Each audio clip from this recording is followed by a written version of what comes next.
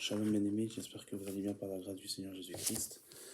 Du coup, donc je viens de nouveau vers vous aujourd'hui pour vous parler d'un sujet intéressant, très intéressant, qui est la divinité du Seigneur Jésus-Christ.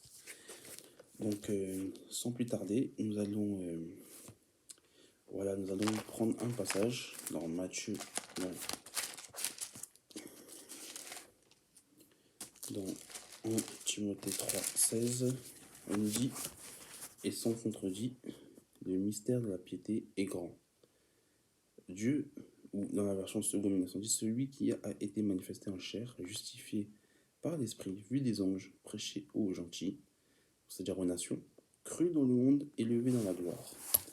Donc ici, on nous parle de Jésus-Christ qui s'est manifesté en chair. On nous dit que le mystère de la piété est grand. Celui qui s'est manifesté en chair. Donc on comprend une chose, c'est que le mystère de la piété, c'est-à-dire que la divinité de Jésus-Christ, ou le fait qu'il soit venu en chair, est un mystère. Et voilà, on va prendre un autre passage encore. Dans 1 Jean. Voilà, dans 1 Jean, chapitre 4. Voilà, le frère Jean, l'apôtre Jean ou le prophète Jean, notre frère, tout simplement. C'est notre aîné dans la foi, mais c'est notre frère. Dira dans 1 Jean, chapitre 4, à partir du verset 1, bien-aimés, n'ajoutez pas foi à tout esprit, mais éprouvez les esprits pour savoir s'ils sont de Dieu. Car plusieurs faux prophètes sont venus dans le monde. Verset 2, reconnaissez à ceci l'Esprit de Dieu, tout esprit qui confesse Jésus-Christ, venu en chair, est de Dieu. Et tout esprit qui ne confesse pas Jésus n'est pas de Dieu. C'est celui de l'Antéchrist, dont vous avez appris la venue et qui est maintenant déjà dans le monde. Donc là, au verset 2, Paul nous dira, reconnaissez tout esprit de Dieu. Tout esprit qui confesse que Jésus-Christ est venu en chair est de Dieu. Donc on comprend que chaque esprit qui est venu en chair déclare que Jésus est de Dieu. Maintenant, il faut qu'on comprenne une chose, c'est que la venue en chair de Jésus-Christ, l'incarnation de Jésus-Christ, c'est un mystère. Un mystère que beaucoup d'hommes ont cherché à comprendre, ont cherché à découvrir. Un mystère où beaucoup d'hommes, sans l'appui de l'esprit, ont cherché en fait à enseigner, à, à, à, à vouloir en fait à vouloir enseigner, à vouloir voilà, connaître. Parce qu'un mystère, c'est quelque chose qu'on ne connaît pas, c'est quelque chose qui est inconnu à l'homme.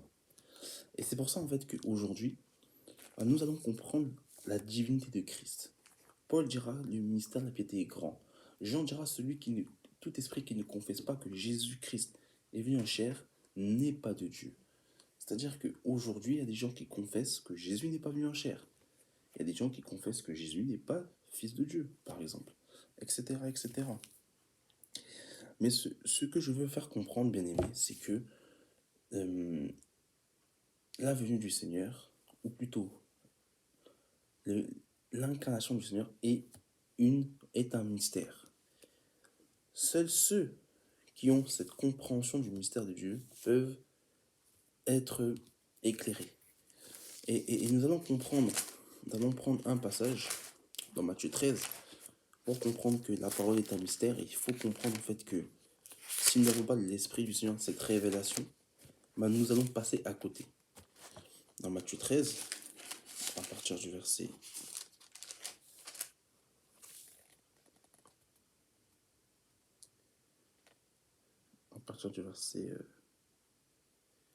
9, à partir du verset 10, il est dit, les disciples s'approchèrent. Il est dit, les disciples s'approchèrent et lui dirent, pourquoi leur parles-tu en parabole? Jésus leur dit, parce qu'il vous a été donné de connaître le mystère du royaume des cieux, et que cela ne leur a pas été donné. Donc on comprend que le mystère du royaume des cieux, ça a été donné qu'aux disciples, aux disciples du Seigneur Jésus-Christ. C'est-à-dire que aujourd'hui la divinité, si nous voulons connaître la divinité, c'est que le Seigneur nous a révélé sa divinité. C'est qu'on a une révélation du Jésus-Christ. Il faut comprendre que sans révélation, nous ne pouvons pas parler de la divinité du Seigneur Jésus-Christ. Je fais cette introduction pour qu'on puisse comprendre là où nous allons aller. Dans le psaume 119,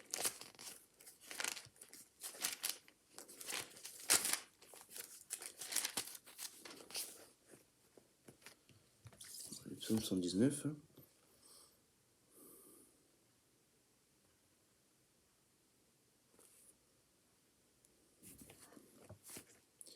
psaume 119,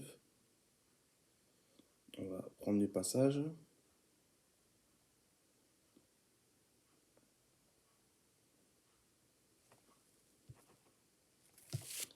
Psaume 119, verset 130. Voilà. On nous dit: la révélation de tes paroles est claire. Elle donne de l'intelligence aux simples. Donc il faut comprendre que la révélation de la parole est claire et elle nous donne de l'intelligence aux simples. Donc il faut comprendre qu'il faut avoir la révélation de la parole en fait, pour avoir de l'intelligence. Et que si on n'a pas cette intelligence-là, on n'a pas la révélation, on ne peut pas comprendre la divinité. Le psaume 29, verset 18, il nous est dit: quand il n'y a pas de révélation, le peuple est sans frein, heureux celui qui observe la loi. Il faut comprendre, bien aimé, qu'il nous faut la révélation et l'intelligence. Regardez encore une autre chose. Dans Luc 24, sans révélation, sans éclaircissement, sans intelligence du Seigneur, nous ne pouvons pas comprendre la divinité. C'est impossible. Et nous allons le voir par la suite. Luc 24.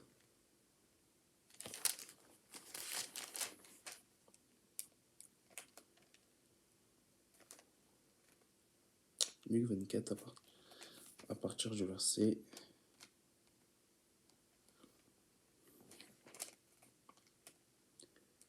51. Voilà, Luc 24 à partir du verset 44. Puis il leur dit: c'est là ce que je vous disais lorsque j'étais encore avec vous, qu'il fallait que s'accomplisse tout ce qui est écrit de moi. Alors, tout ce qui est écrit de moi dans la loi de Moïse, dans les prophètes et dans les psaumes, entre guillemets dans le Tanakh, dans la Torah, les Nevi'im et les Ketuvim. Alors il leur ouvrit l'esprit avant qu'ils comprissent y compris ces écritures. Il leur dit: ainsi il est écrit que le Christ souffrirait, le Mashiach souffrirait, et qu'il ressusciterait les morts le troisième jour, et que la repentance et le pardon des péchés seraient prêchés en son nom à toutes les nations, à commencer par Jérusalem. Donc on voit en fait que le Seigneur a fait quoi? Il leur a ouvert l'intelligence. Et ça nous rappelle en fait cette histoire aussi par rapport à Daniel, hein, dans Daniel 9, lorsque Daniel avait fini de prier, et que d'un vol rapide, l'homme qui est l'ange Gabriel va venir ouvrir l'intelligence à Daniel pour lui révéler en fait la prophétie des 70 semaines. C'est de même que pour la divinité, c'est de même que pour comprendre les choses du Seigneur, il nous faut en fait, surtout sa divinité, il nous faut en fait avoir l'intelligence ouverte. Il nous faut en fait avoir la révélation de sa parole. Il nous faut en fait avoir euh, il faut que le Seigneur vienne en nous et renouveler notre intelligence et nous ouvrir les yeux, nous révéler qui il est réellement, afin de pouvoir enseigner selon l'exactitude de sa parole qui il est. Et c'est pour ça, dans un autre passage, pour terminer la,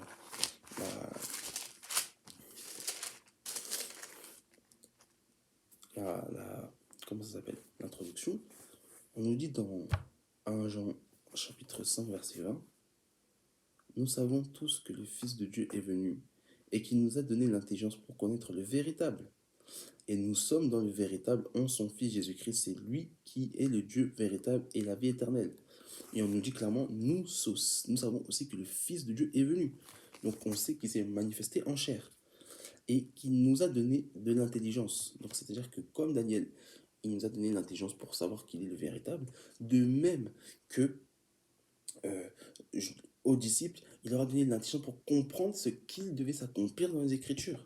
Et de même qu'à nous, il donne l'intelligence, c'est-à-dire Voilà, c'est que Dieu avait reproché à Job, hein, dans Job 38, Job 38, pardon. Dieu va lui dire, où est ton intelligence? Parce qu'il dira, où étais-tu quand je créais les cieux et la terre? Où étais-tu quand les fils de, de Dieu et les étoiles s'exclamaient et criaient de joie? Voilà. Il va dire, où étais-tu l'intelligence? Job n'avait pas cette intelligence que le Seigneur Jésus-Christ nous a donnée. Parce qu'en Jésus-Christ, nous sommes les véritables et nous savons qu'il est le véritable Dieu. C'est par cette intelligence-là que nous comprenons qu'il est Dieu. Maintenant, aujourd'hui, dans le christianisme, il y a un problème, c'est que par rapport en fait au Seigneur, par rapport à sa divinité, par rapport en fait à sa, à sa, son être, pas à sa personne, mais par rapport à son être, eh ben, on va nous sortir plusieurs fausses doctrines. La première des choses, la première fausse doctrine qu'on a eue, c'est la Trinité, ou le trithéisme. Nous allons lire ça tout de suite, hein. Qu'est-ce que la Trinité? Voilà. On va lire ça tout de suite. La Trinité et des fausses doctrines qui ne sont pas bibliques. Voilà. Donc la Trinité, c'est quoi? La Trinité, les instigateurs de la Trinité, c'est Ignace d'Antioche, les pères de l'Église. Parce que les apôtres n'ont pas prêché la divinité, la Trinité.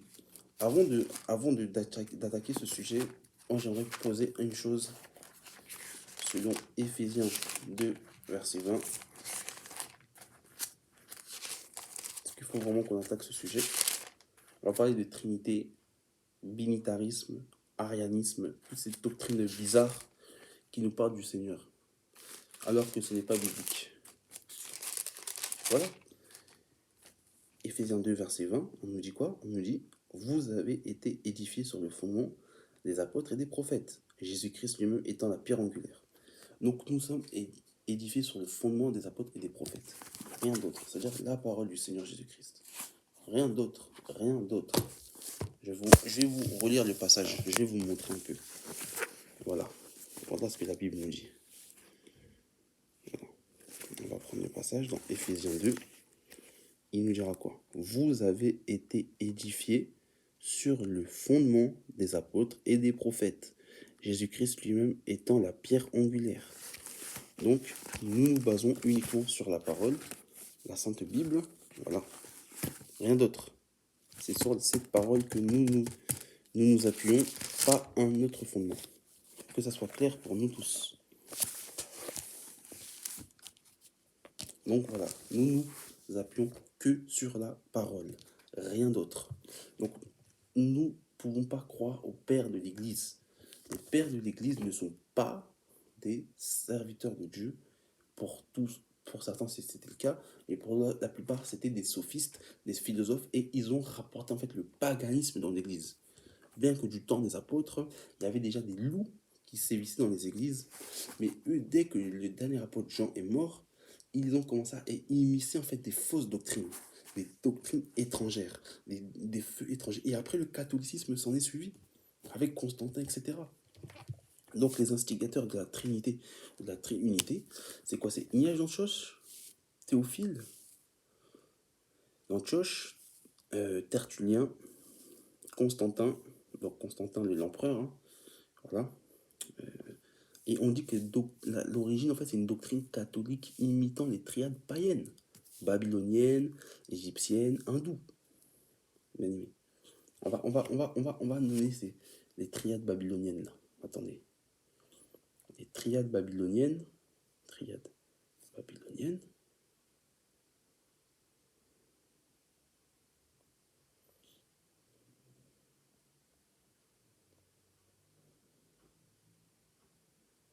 Donc, il y avait les triades mésopotamiennes. Déjà. Donc, les triades mésopotamiennes. Donc, il y avait les Anouki. En Mésopotamie, il y avait les Anunnaki. Hein?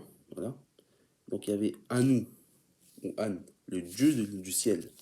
Enin, le seigneur souffle, le dieu de la terre. Et Enki, ou Ea, le maître des eaux. Donc, je vais vous montrer. Comme vous savez, moi, j'utilise le téléphone, je ne fais pas de montage. Voilà. Voilà, les triades des civilisations. Voilà une tablette akkadienne, hein. Ça, c'est voilà, c'est les Anunnaki, hein, les dieux, voilà. Regardez ça.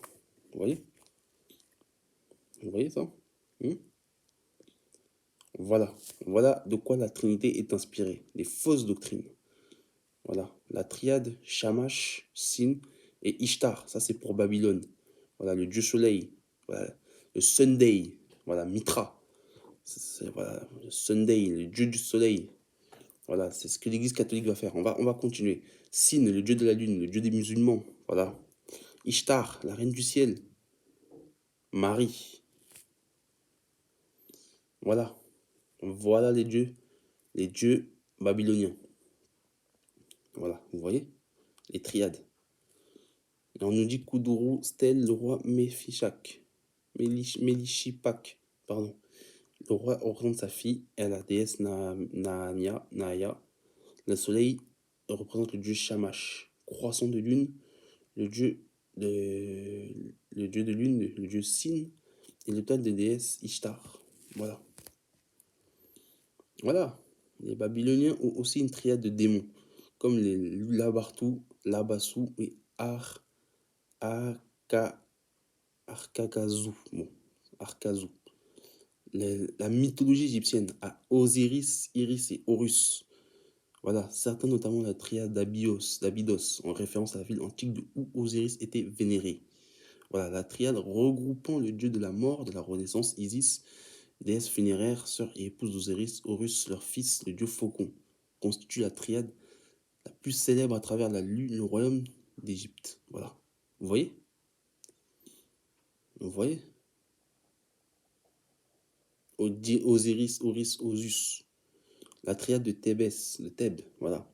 Amon, Nout et Konzu, leurs fils. Cette triade était aussi vénérée. Vous voyez? Quand on vous dit que, bien aimé, la Trinité est une fausse doctrine, une doctrine qui vient tout droit de l'enfer, une doctrine qui est du diable, on dit la vérité, bien aimé. Croyez-nous, toutes ces doctrines ne sont pas de Dieu. La Trinité n'est pas de Dieu. Voilà. Il faut qu'on dénonce ces choses parce que ce n'est pas de Dieu. Il faut rejeter ces choses. Vous voyez? Triade colossale de Ramsès. Triade colossale de Ramsès. Hein. Voilà. Tar, le des artisans, ces mecs. La triade de Mikéros. Vous voyez? Plus connu sous le nom hellénisé de Mikéros. Voilà. Chez les Égyptiens, il y a plusieurs types de triades. Les triades indo-européennes. Voilà. Les termes indo-européens, donc il y a 250 ans, la mise en évidence des parentés linguistiques entre les langues européennes et celles du nord de l'Inde. On a conclu aussi l'existence d'une langue origine. Nous trouvons le grec, le latin, français, espagnol, italien, portugais, les langues celtiques anciens gaulois, gaélique, breton, gaélique écossais, irlandais, germanique, danois, norvégien, etc. Donc le hittite, le sanskrit, bref, on comprend. Et les triades romaines, voilà. Regardez Rome. Rome qui est l'instigatrice du catholicisme. Jupiter, Mars, Quinrus. La triade capitoline. Jupiter, Junon, Minerve. Voilà. Bien aimé, on vous dit. La fausse doctrine. Ça vient de, regardez, Constantin Ier qui favorisa les chrétiens et ses successeurs, même baptisés, ils prirent le titre de Pontifex Maximus. Durant 383, l'empereur Gratien, parmi les nombreuses mesures contre la religion ancienne, abandonna ce titre, tandis que son frère Valentinien ne l'apporta pas. Et pendant Théodore Ier. Aujourd'hui, le pontifex est réservé au pape, souverain pontife ou pontife romain. Le règne du pape pontificat et l'ancien domaine papal est connu sous le nom d'État pontifical. On vous dit, bien aimé, ça vient du paganisme, le catholicisme, tout ça, regardez, dans la mythologie nordique. Mythologie germanique et nordique, la triade est représentée par Odin, en représentant le dieu suprême. Tyr ou Thor, le dieu de la guerre, porteur de marteau, et Fer représente la vie et la fertilité. Vous voyez ça? Odin, là, c'est le dieu suprême nordique. Hein. Thor, le dieu du tonnerre. Voilà. Les triades celtes. Taranis, Jesus Tetates, voilà. Le Dieu du ciel, encore une fois. Le père de la tribu, le Dieu brucheron, vous voyez?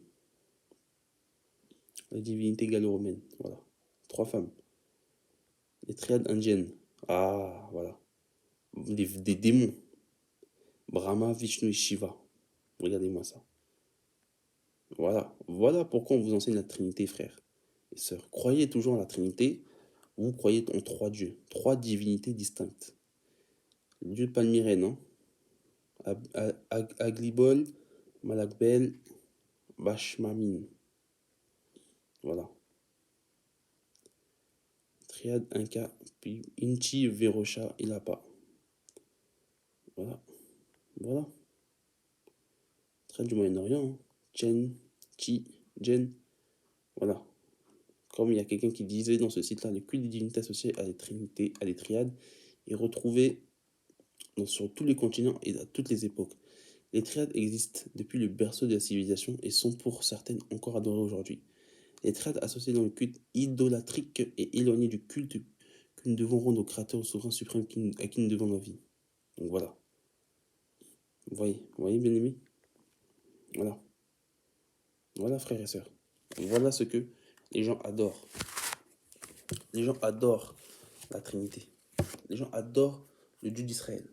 Pourquoi? Sous prétexte que quoi? Sous prétexte que parce que je donne dans un passage, on nous dit par exemple dans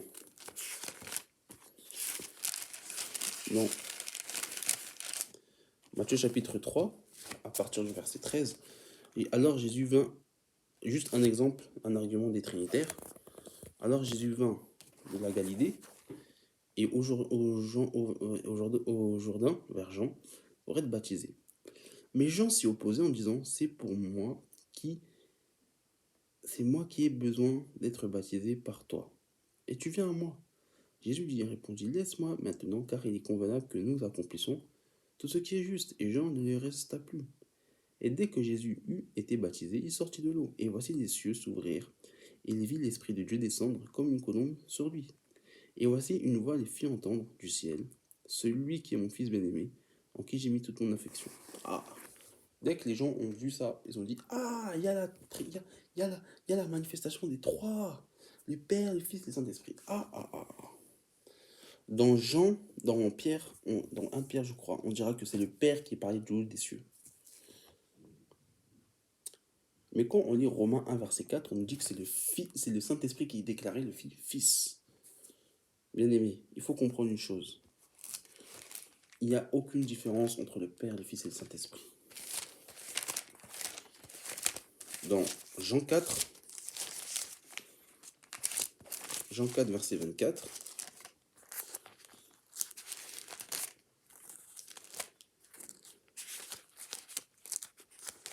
Jean 4, verset 24. Jean 4, verset 24. On nous dit quoi? Dieu est esprit, et il ne faut que celui qui l'adore en esprit et en vérité. Dieu est esprit. Or, celui qui est saint, comme il dit dans Ésaïe 6, saint, saint, saint, saint, et l'éternel, on dit que c'est ce Dieu-là. Donc le Saint-Esprit ou l'Esprit qui descendit, ou même la voix qui était aux cieux, c'est le Saint-Esprit. C'est celui qui est le Père, tout simplement. Il n'y a aucune différence entre le Père et le Saint-Esprit. Parce que le Père est saint, et le Père est esprit. Donc, et dans Jean 3, 13, on dira que personne n'est monté au ciel si ce n'est le Fils de l'homme qui est dans le ciel. Donc on comprend en fait qu'il y a un seul être, Jésus-Christ, qui était sur terre mais qui était au ciel aussi. Tout simplement. Bien aimé. Il n'y a rien de compliqué. Il n'y a rien de compliqué. Il n'y a rien de compliqué. C'est pas parce que le Fils était sur terre qu'il ne pouvait pas parler du Dieu des cieux. Hein? Regardez. On va prendre un autre passage dans la loi pour casser ce genre d'argument catholique ou voilà, trinitaire. On va prendre Exode 34 déjà.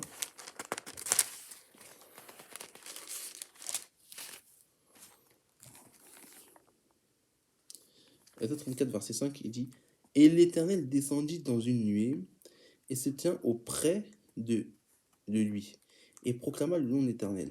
Donc l'Éternel était descendu Exode 34, verset 5. Voilà. Je vais vous montrer le passage, comme ça va être un peu plus clair pour vous. Exode 34, verset 5, on lui dit, l'Éternel descendit d'une nuée et se tint auprès de lui. Et le nom de l'Éternel, et proclama le nom de l'Éternel. Donc c'est l'Éternel qui descendit sur une nuée. Donc, et la nuée, en fait, lorsqu'on lit Jude, notre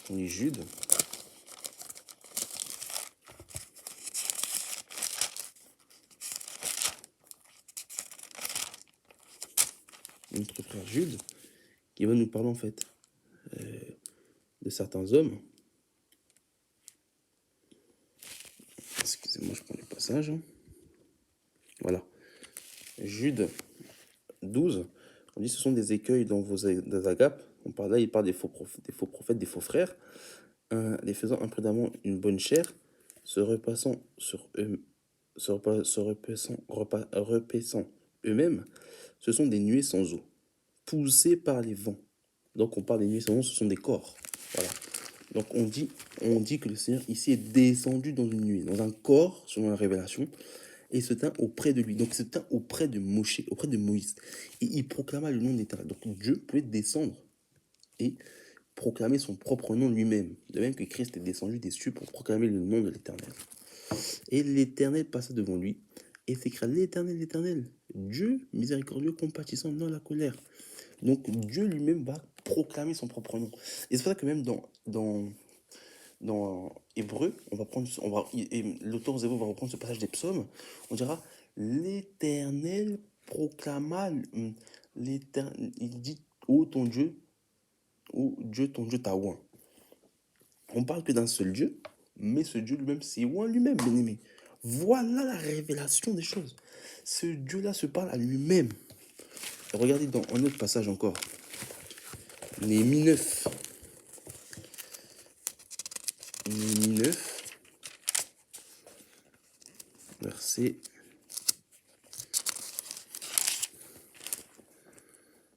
13. Regardez Néhémie 9, verset 13. Il lui dit, je vous montre un peu quand même les Écritures pour que vous puissiez voir.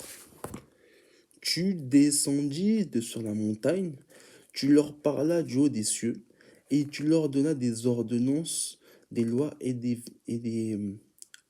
préceptes et des commandements excellents. Shalom, shalom, bien aimé. Voilà, donc il y a eu une coupure. Hein. Donc je disais dans la partie 1 de la vidéo, il leur dit, tu descendis des cieux, et tu leur parlas, tu descendis sur la montagne, et tu leur parlas du haut des cieux. Donc, bien aimé, il faut comprendre une chose. Dans ce passage-là, on nous dit que Dieu leur parla du haut des cieux. Frères et sœurs, comprenons ceci. Il faut qu'on sache et qu'on comprenne une chose, c'est que Dieu était au ciel, mais il leur parla quand même du haut des cieux. Donc c'est dans ce sens-là, frères et sœurs, que Dieu est capable de toutes choses. Dieu est capable de descendre, mais parler encore du haut des cieux. Et c'est ça qu'on dit dans Jean 3,13. Personne n'est descendu du ciel, si ce n'est le Fils de l'homme qui est dans le ciel. Beaucoup diront que oui, dans la critique textuelle, oui, ce passage peut être supprimé, n'apparaît pas. Non, frères et sœurs, on peut le retrouver dans l'Ancienne Alliance. Dieu pouvait être au ciel et à la terre, sur terre à la fois. Dieu est Dieu. Il est capable de tout. Un autre passage encore qui peut en fait faire mordre, qui peut faire mouche, où les trinitaires aiment bien prendre ce passage. Matthieu 28. Je prends juste deux passages parce qu'il n'y a pas que la Trinité. Nous n'allons pas parler que de ce sujet-là. Voilà. Un jour, nous ferons une vidéo précise sur la Trinité. Mais là, nous parlons en fait de plusieurs types d'arguments, plusieurs types en fait de compréhension que pas que les catholiques, mais que les chrétiens dans l'ensemble de l'histoire, ou dans l'ensemble de l'histoire, ou même dans leur marche, ou voilà, au fil de l'histoire des chrétiens, ou comment ils ont pu interpréter la parole. Donc dans Matthieu 28, à partir du verset 19, on nous dira, allez, faites de toutes les nations des disciples, les baptisons au nom du Père et du Fils et du Saint-Esprit. Et là, les gens nous disent, ah, mais là, il y a la Trinité, le Père, le Fils et le Saint-Esprit. Or, qu'il faut bien comprendre une chose, bien aimé, le Père, Fils et Saint-Esprit ne sont que des fonctions. C'est comme moi, ben, je suis corps, âme et esprit. Je suis un être. Un être, je ne suis pas une personne, parce qu'une personne, c'est une personne qui vit et qui décède, mais je suis corps, âme et esprit. Pourtant, je suis Jordan. C'est comme Dieu est un, mais Dieu a trois fonctions. Il a cette fonction de Père, du Fils et du Saint-Esprit. Selon l'œuvre qu'il fait, selon le mouvement qu'il veut faire, selon l'attribut qu'il a. C'est comme moi, je suis le fils de ma mère et de mon père. Pourtant, je suis père. Je suis le père de mon fils. Et je suis à la fois frère. Oui, je suis le frère de mon frère, de ma soeur et de mon petit frère, etc. Et je suis aussi le mari de ma femme. Non, c'est pour dire que sur une seule personne que je suis, à mon échelle, bah, j'ai plusieurs fonctions. De même que le Seigneur, dans sa grandeur, a plusieurs fonctions, a plusieurs titres, a plusieurs qualités. Donc c'est pour ça, bien aimé, ne confondons pas les choses. Et on regardera dans Acte 2:38, le baptême se fera au nom de Jésus-Christ seul, pas au nom du Père, du Fils et du Saint-Esprit. Donc on va parce qu'il y a plusieurs arguments contre la Trinité. Hein. On dit que la Trinité, ça date de mise en place dans la foi chrétienne, ben, c'est au deuxième siècle de notre ère. Et en théologie, donc sa signification, c'est désigne la désignation faite de Dieu en trois personnes. Donc une personne, on va dire la définition après, Père, Fils et Saint-Esprit. Distincte, égale et consubstantielle en une seule indivisible nature. Alors que la parole elle nous dit quoi? Deutéronome 6, verset 4. Écoute Israël, Yahweh notre Elohim, Yahweh est un. Donc Shema Israël, Adonai Echad, Adonai Eloheinu. Là je parle d'hébreu, peut-être mon accent n'est pas terrible, mais c'est ça la divinité du Seigneur Jésus-Christ, il est un. Jésus dira dans Marc 12, verset 29, encore une fois il va faire ce rappel. Jésus dit, le premier de tous les commandements est Shema Israël. Écoute ton Dieu, écoute Israël, le Seigneur notre Dieu, le Seigneur est un, ou un seul Seigneur selon les versions. Dans Jean 10:30, le Seigneur dira, moi et le... Bon, nous sommes un, mais ça on en parlera. Donc on comprend une chose, bien aimé, la Trinité n'a pas de sens. Et on va lire le mot, la définition de personne. Définition personne. Donc pas une personne morale parce que c'est une entreprise, mais une personne, c'est individu de l'espèce humaine lorsqu'on ne peut ou ne préciser ni l'apparence, ni l'âge, ni le sexe. Donc voilà, une personne c'est un être humain, c'est quelqu'un qui vit et qui meurt. Voilà. C'est ça une personne. Une personne, c'est ça. On va prendre le Larousse, encore une fois. Être humain, voilà, c'est la persona, masque de théâtre, hein, parce que ça vient des masques de théâtre grecs. Hein. Donc voilà, hein, c'est un être humain sans distinction de sexe. Donc, un être humain considéré en lui-même. Donc voilà, une personne, c'est ça. En théologie, c'est principe libre et responsable d'activité. Il y a trois personnes en Dieu. Donc il y a trois êtres humains en Dieu. Bien aimé. Sortons de ces fausses doctrines de Trinité, de, de, de, de, de, de, de, de, de Trinité, de raisonnement, etc. Ce n'est pas biblique. Maintenant, on va chercher une autre doctrine, le binitarisme. Voilà. Donc le binitarisme, c'est une conception théologique chrétienne selon laquelle Dieu n'est qu'en deux personnes. Ainsi, le binitarisme pousse à la fois au trinitarisme et à l'unitarisme, qui, qui stipule relativement qu'il y a trois personnes ou une seule personne. Donc, le binitarisme ne doit pas être confondu avec le dinitarisme, etc. Donc on va pas lire l'histoire du binitarisme, bon, juste on va chercher un peu. On dit que le terme de binitarisme a été utilisé la première fois en 1898 par Friedrich Lopf dans un article de l'encyclopédie allemande. Bon, je ne vais pas lire ce que c'est en allemand. Pour désigner l'étape qui précédait la constitution d'une doctrine trinitaire. L'étape selon laquelle la réalité de la divinité du Christ ne se pense pas dans la mesure où il est un être préexistant au monde, mais dans la mesure où il est esprit et où le souffle. Voilà.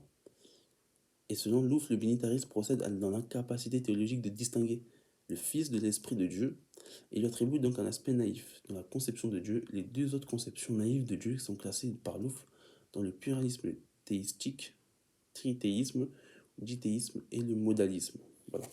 Donc, les arguments en fait des,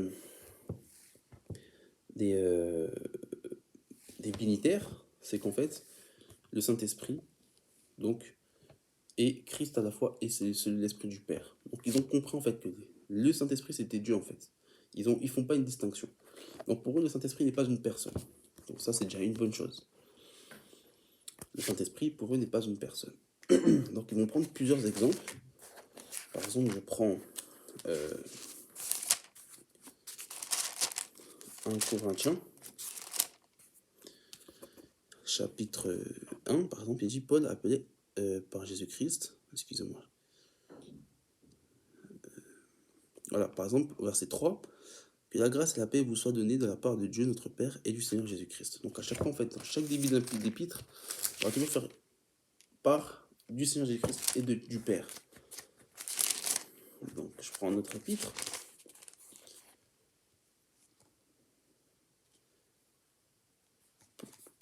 Toujours dans Corinthiens au verset 1. Et par exemple, dans 1 Corinthiens 8,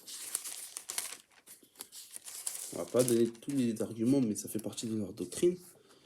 Il dira, au verset 5, car s'il est des êtres qui sont appelés dieux, soit dans le ciel, soit sur la terre, comme il existe réellement plusieurs dieux et plusieurs seigneurs. Néanmoins, il y a un seul Dieu et le Père de tout ce qui vient, de toutes choses, et nous sommes en un seul Seigneur, Jésus-Christ, par qui sont toutes choses et par qui nous sommes. Donc en fait, ils disent, en fait, dans leurs arguments, il y a plein d'autres passages, comme dans l'Apocalypse, ils vont dire qu'on adore Dieu et l'agneau, c'est-à-dire qu'ils font une distinction à chaque fois entre le Père et le Fils. En fait, ils disent que le Père et le Fils sont deux êtres distincts, mais ils sont un, et que les dieux sont Dieu. Cependant,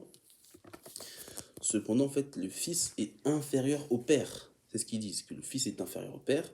Et j'ai parlé même avec un bénitaire l'autre fois, il me disait que même le Fils, en fait, c'est Michael. Bon, on va pas rentrer dans les détails, mais il y a ce genre de raisonnement. Donc, les bénitaires, en fait, disent que au lieu d'un seul, au lieu de trois, il y en a deux. Ils suppriment le Saint-Esprit. Maintenant, il leur manque quelque chose. C'est de comprendre qu'en fait, le Père et le Fils sont un. Dans Jean 10:30, le Seigneur Jésus dira, moi et le Père, nous sommes un. Alors, eux, ils diront, oui, mais le Père et le Fils sont un en esprit. Ou le Père et le Fils, tous les deux ont une forme, en fait, ont une forme, je veux dire, on participe à la nature divine. Voilà. Les deux sont divins, mais l'un, il doit être adoré, l'autre, pas forcément. Or, c'est faux. Il faut comprendre une chose, bien aimé, le Père et le Fils sont un. Tout à l'heure, je donnais cet exemple. Qu'il y a un être au ciel, il y a un seul trône. Quand on lit, par exemple,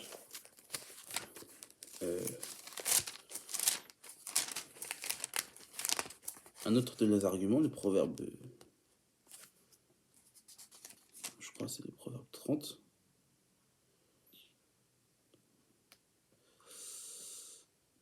Je sais pas si c'est le proverbe 30. Voilà, verset 4. À la fin du verset 4, à la partie B, il dira quel est son nom et quel est le nom de son fils. En parlant de Dieu. Quel est son nom et quel est le nom de son fils. Eux, ça c'est un argument encore des bénitaires. Mais lorsqu'on regarde, on comprend que le nom du Fils et du Père, selon Matthieu 28 et Acte 28, on comprend que c'est le nom de Jésus. Donc premièrement, il y a un seul nom, c'est le nom de Jésus. Secondement, quand on lit, par exemple, je donne un exemple, dans Ésaïe 6, il est dit l'année de la mort du roi Osias, je vis le Seigneur assis sur un trône très élevé et les pans de sa robe remplissaient le temple.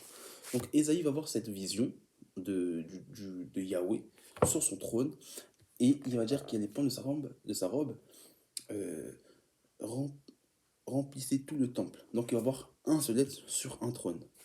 Pas deux êtres. Merci. Un autre passage. Donc Apocalypse chapitre 4, verset 1. On dira au verset 3. Celui qui est assis sur le trône avait une pierre de jaspe et de sardoine. Et le trône qui était environné d'un arc-en-ciel semblable. Donc on dit celui qui est assis sur le trône. Et beaucoup en fait vont prendre cet exemple aussi en fait de Christ qui était assis à la droite du Père. Beaucoup vont prendre cet exemple de Christ qui est assis à la droite du Père. En faisant omission en fait que la droite en fait dans la Bible symbolise symbolise la force, la justice de Dieu. Un jour nous parlerons de la droite de Dieu, pour être précis. Mais un esprit n'a pas de droite. Et on voit que sur ce trône, eh ben, il n'y a qu'un seul être, qui est le Seigneur Jésus-Christ. Et il faut comprendre une chose intéressante. C'est toujours dans Apocalypse chapitre 22. Parce que vous savez, quand les gens aiment bien faire la distinction entre le Père et le Fils, en disant qu'il y a deux êtres distincts, mais en fait, en vérité, ils vont toujours dire il. Ils vont pas dire il avec un pluriel. Mais regardez dans Apocalypse chapitre 22. Au verset 1, on dira et il me montra un fleuve d'eau vive, comme du liquide qui sortait du trône, qui sort limpide comme du cristal, qui sortait du trône de Dieu et de l'agneau. Du trône, pas des trônes. Dans des fausses doctrines, c'est-à-dire que des sectes enseignent qu'il y a sur le trône deux places. C'est un grand trône avec deux places. C'est fausseté. Et il dira quoi? Au verset 3, il n'y a plus d'anathème, le trône de Dieu et de l'agneau. Pas les trônes de Dieu et de l'agneau sera dans la ville. Et ses serviteurs le serviront, pas les serviront, le serviront. Et verront sa face. Et verront sa face. Donc la face de qui? De Dieu et de l'agneau. Dieu et l'agneau sont qu'un seul être, mais c'est juste que là on présente deux facettes de Dieu. Celui qu'on adore et c'est celui qui sauve, ou celui qui s'est sacrifié. Parce que l'agneau, dans l'ancienne alliance, n'oubliez pas qu'il servait de sacrifice. Dans Exode 12, on parle de l'agneau pascal, l'agneau de Pâques, où on devait asperger le sang pour que les enfants d'Israël puissent être sauvés du dévastateur, bien aimé. N'oubliez pas ces choses-là. Il avait des sacrifices, frères et sœurs. Il fallait un agneau mâle. Voilà. Par rapport aux holocaustes, bien aimé. Vous lisez Lévitique 6. Hein, bien aimé. Lisez Lévitique 6, etc.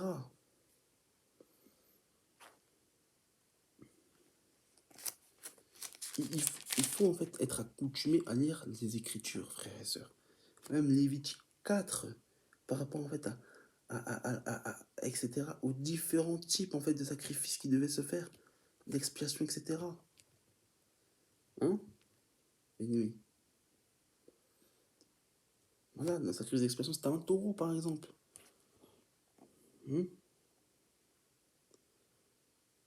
Frères et sœurs, comprenons ceci. Il faut vraiment qu'on puisse s'accoutumer en fait à la lecture de la parole. Dans Lévitique 3, par exemple, les sacrifices d'action de grâce, on parle d'un agneau. Voilà, Lévitique 3, par exemple, au verset... c'était au verset 3. Au verset 7, on dit, s'il offre un sacrifice à un agneau, il le présentera devant l'Éternel. Voilà, on parle du sacrifice, on parle de il voyait la croix, entre guillemets. Voilà la révélation des Écritures, bien aimés. Et il dira quoi? Et au verset 4, et son nom sera sur leur face. Jésus-Christ, le nom de Dieu, le nom de l'agneau. Son nom au singulier. Donc, cette distinction entre le Père et le Fils, ce n'est pas une distinction biblique. Il n'y a pas deux personnes sur deux trônes différents ou sur un seul trône. Il dira à l'église de Laodicée, je vous ferai vous asseoir. Celui qui percera jusqu'à la fin, sera assis, celui qui vaincra sur le trône de mon Père avec moi, comme moi je suis assis sur son trône. Mais c'est pas pour autant dire qu'il faut qu'il y aura trois personnes sur un trône. Non, bien aimé. Jésus est assis sur son propre trône. On l'a vu, il y a un seul être sur un seul trône. Il n'y a pas un petit trône à côté comme les témoins de Jéhovah aiment bien faire des images. Je vais vous montrer un peu.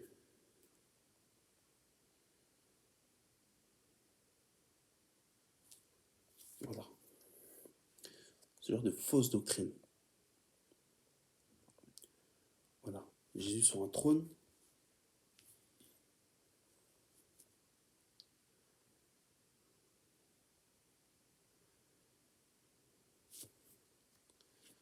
On va vous montrer, hein, parce qu'on ne sommes pas des menteurs.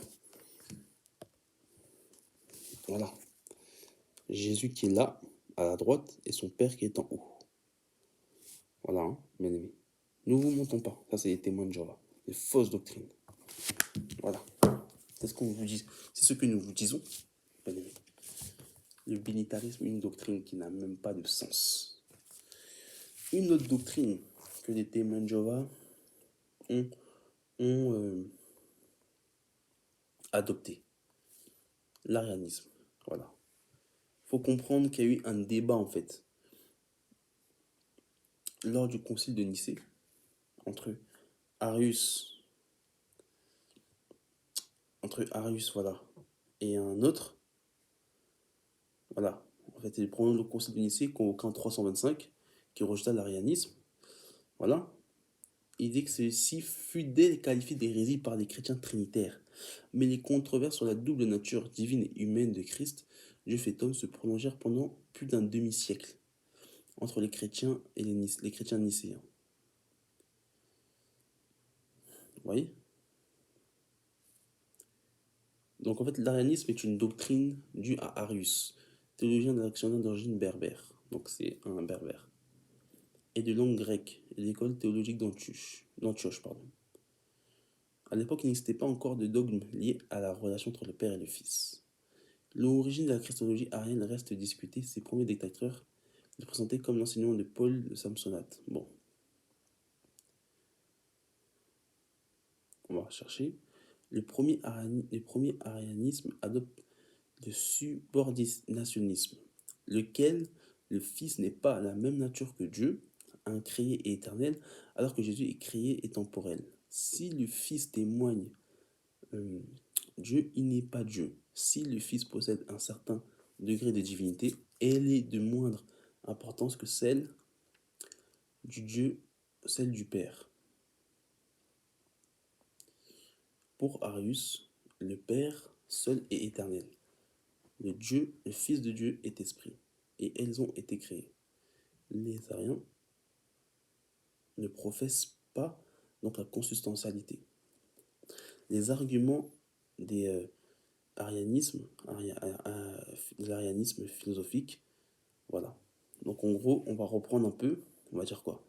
C'est une doctrine christologique non trinitaire due à Arius, qui affirme que la croyance que Jésus est le Fils de Dieu qui est engendré par Dieu le Père à un moment donné.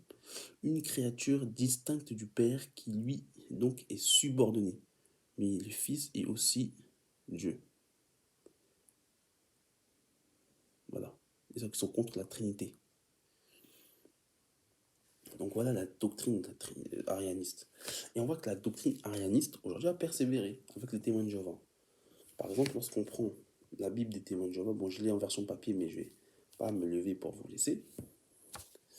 On va sur le site des témoins de Jéhovah, jw.org, on va dans leur Bible. Ben, par exemple, si on prend la version en ligne, dans Jean 1, verset 1 par exemple,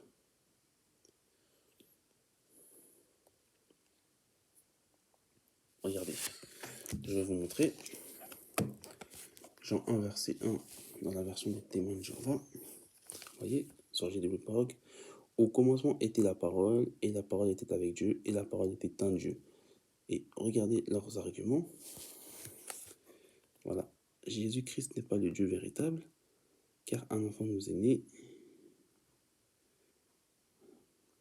Bon, voilà, c'est ce qu'ils disent. Hein. Regardez. Aucun homme n'a jamais vu Dieu, le Dieu unique et engendré. Donc pour eux, en fait, Jésus est un petit Dieu. C'est comme eux, ils disaient, comme dans la définition, on disait qu'en fait, c'était un subordonné de Dieu. Il est appelé Dieu, ceux dont la parole a été condamnée. Voilà, donc ils vont donner plusieurs passages. Et voilà. Les manuscrits grecs les plus anciens contiennent aucune ponctualité. Les ponctuations utilisées dans la traduction du Monde Nouveau correspondent à ce qui est employé dans le texte grec de Westcott et Hort, dans l'annonce biblique. Parce qu'eux ne croyaient pas en la divinité de Christ. Voilà, ce que je dois préciser également. Ce découpage du texte laisse entendre que la vie et la lumière sont venues à l'existence par le moyen de la parole. Certains traducteurs comprennent le texte grec différemment associé à la parole. Verset 3, bon, voilà. Ça, c'est des arguments des témoins de Jéhovah. Voilà. Là, c'est l'argument des témoins de Jéhovah. Et eux, en fait, ont continué l'arianisme en disant que Jésus-Christ, en fait, est créé, est un être créé. Voilà, ce n'est pas le Dieu véritable. C'est un être qui a existé. C'est l'ange Michael. Voilà. C'est le premier être qui a été créé par Dieu. Et ça, c'est l'arianisme, en fait, qui a continué aujourd'hui. En gros, Jésus n'est pas Dieu. Et ils vont prendre un autre passage, un exemple, dans Proverbe 8. Ça, je suis dans la version second 1910. Donc, il y a des choses qui sont discutables dans cette version. C'est pour ça que je l'ai prise quand même, parce que c'est la version que j'ai là actuellement. Mais c'est pas une version sur certains points qui est bonne. Regardez, Proverbe 8, verset 22, il dira: l'Éternel m'a créé la première de ses œuvres, avant les œuvres les plus anciennes. Donc, on parle de la sagesse ici.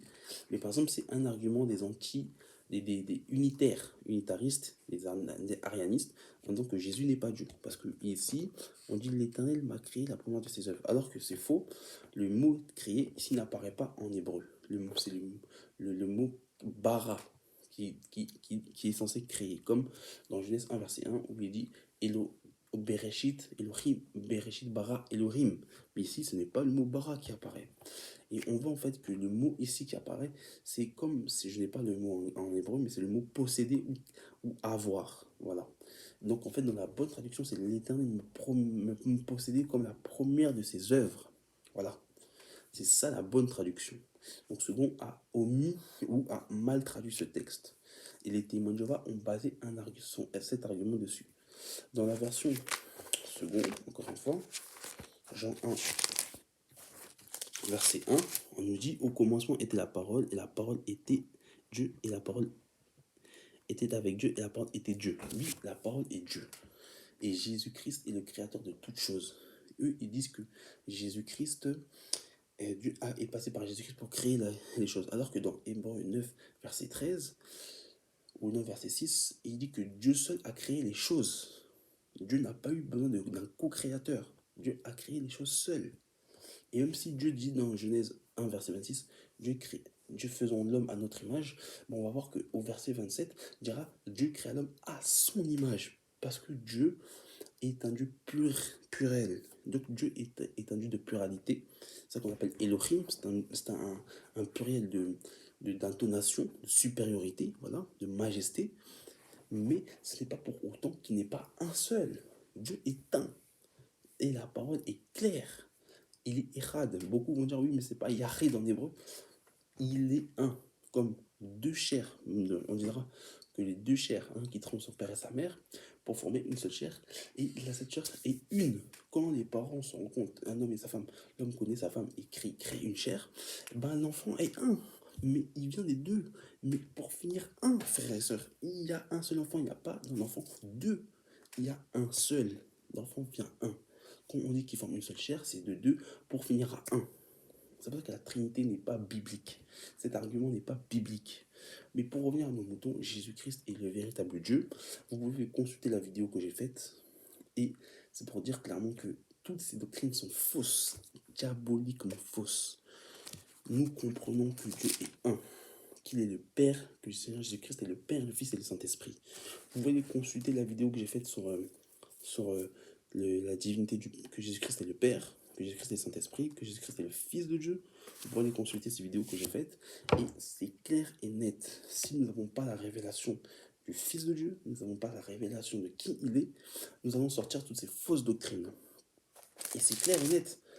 Voilà, dans Jean 14, dans Jean 10, verset 30, le Seigneur dira, moi et le Père, nous sommes un. Dans Jean 10, il va dire, je suis le bon berger. Or, le bon berger, c'est qui? L'Éternel. Dans Psaume 23, l'Éternel est mon berger et je ne manquerai de rien. Voilà, bien aimé. Jean 14, verset 6, il dira, je suis le chemin, la vérité et la vie, et nul ne vient au Père que par moi. C'est-à-dire que nous sommes obligés de passer par Jésus pour aller au Père, parce que c'est lui-même le Père, et on va le voir par la suite. Philippe lui dit, Seigneur, montre-nous le Père, et cela nous suffit. Et Jésus lui dira, il y a longtemps que je suis avec vous, et tu ne m'as pas connu. Philippe, celui qui m'a vu a vu le Père. Comment dis-tu, montre-nous le Père? Quand on voyait Jésus, on voyait le Père. On voyait le Père qui se manifestait sur la terre, frères et sœurs.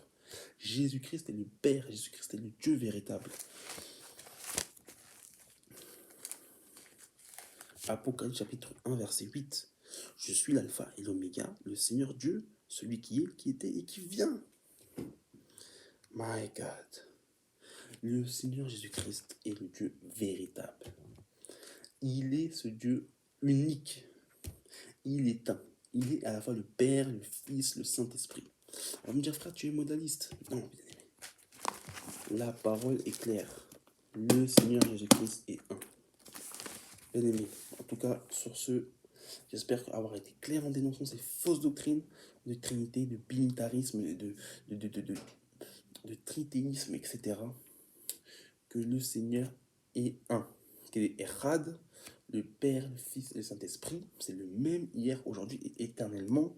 La Bible ne parle que d'un seul être, qui est Jésus-Christ, qui devait se révéler aux hommes, qui est mort à la croix pour l'humanité et qui est remonté au ciel et qui viendra chercher son Église et qui viendra aussi après, par la suite, régner sur la terre après les 7 ans de tribulation. Tout est clair. Le Seigneur Jésus-Christ est le Dieu véritable et en lui, il n'y a rien de nouveau. C'est le même hier, aujourd'hui et éternellement. C'est ce Dieu qui se manifeste aux hommes de différentes manières. Dans l'Ancienne Alliance, vous pouvez lire, vous pouvez regarder l'enseignement sur Melchisédek, l'ange de l'Éternel. Voilà. Le Dieu de l'Ancienne Alliance, c'est le Dieu de la Nouvelle Alliance. C'est le même. Donc en tout cas, soyez bénis, bien-aimés. Que le Seigneur Jésus-Christ vous bénisse. Shalom.